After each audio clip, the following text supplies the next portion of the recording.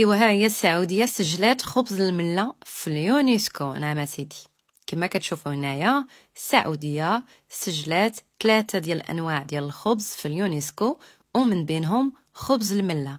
هذا الخبز هذا اللي كذلك موجود في المغرب، وبالضبط في زاكورة ومجموعه من المناطق الصحراويه المغربيه منذ عده قرون. وهنا كنشوفوا بان السعوديه سجلته بسميتها هي فقط، ما شاركته مع حد، ما شاركته مع دول الجوار، مع حتى شي واحد. سماتو الخبز السعودي. كما كتشوفوا هنايا إدراج 3 مخبوزات سعودية في شبكة اليونسكو.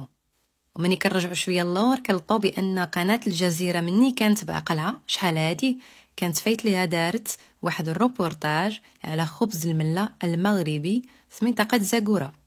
ايوا كي جاكم هاد الخبر هذا قولوا لي في التعاليق